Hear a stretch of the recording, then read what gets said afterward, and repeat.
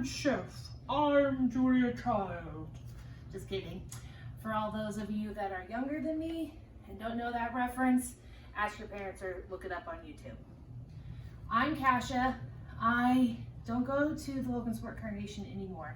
I am original Logan Sport, so I still get invites sometimes. I am Dan and Debbie's daughter, the oldest, and I'd like to think the favorite, and I can say that because Jared's not here to hit me. When I got the invite for this talent show, I realized that I have no talents other than being able to spout random IRS code knowledge and stuff about taxes. Thought that might be a little bit boring, so I decided to show that I can cook instead. So we're gonna make beef tips tonight. And the first thing that I want to point out is that you need a Dutch oven pan. It's a little bit expensive, cast iron, but it's totally worth it. So now it comes down to what kind of meat do we use. I've splurged a little bit and got some filet tips. They're a little bit cheaper than regular filet, but super yummy. If you want to go cheaper, you can use sirloin steak. I've used that and had great success with it. Also a London broil. The whole key is to how you cut the meat. So that's what we're going to talk about a little bit here. If you look right here, you've heard with the grain. It's okay. It's okay. There's no chicken. If you go with the grain of the beef, see how the muscle goes this way? If you slice it with that, you're going to get that chewy, nasty. So the whole key is to go against the grain, and then you chop up that string, and it makes it a way more tender piece of meat. So now I'm going to finish cutting this up into about 1.5 to 2 inch cubes. And while I'm doing that and washing my hands, here's your first commercial.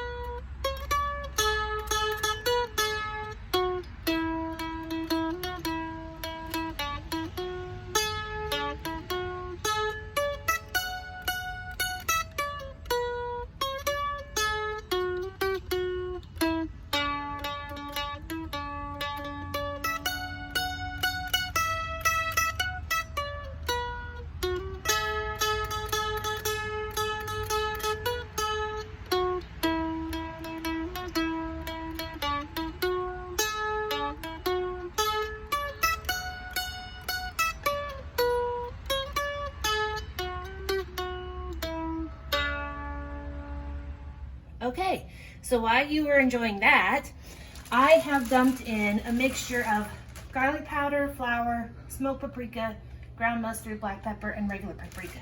I can give you the recipe. But basically what you're trying to do is cover all your beef tips and get them nice and dry, because that helps with the pan searing. It's shake and bake and I helped. Another reference that you youngins won't get, so ask your parents or YouTube it. Okay, what I'm doing now is just searing off the beef. It's not your time yet. And all you're gonna do is you're gonna keep it spaced so that don't overcrowd the pan.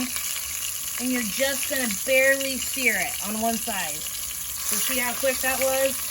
I just want it barely seared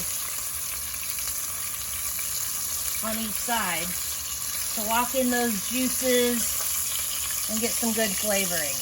And then after that's done, yep, I put it on a plate here set aside, and I do multiple rounds of that. Okay, so now we've got them back in, and see how I'm just gonna submerge them just enough so they barely disappear. Okay, I don't see any more left. So then that's what we're gonna do. And then you put the lid on. I got the oven at 210 for 3 hours.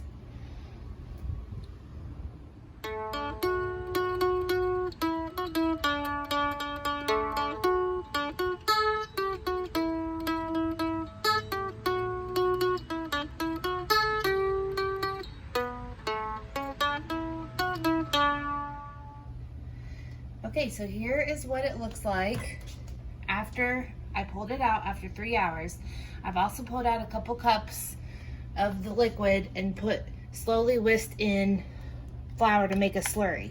This is so that you can make a nice gravy out of it. Gotta love the chickens. And then I slowly whisk that in to make a gravy overall.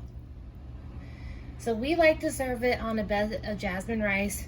It's good on potatoes. Frankly, it's probably good on anything. You just scoop it up, get that nice gravy. Doesn't that look great? Enjoy, thanks.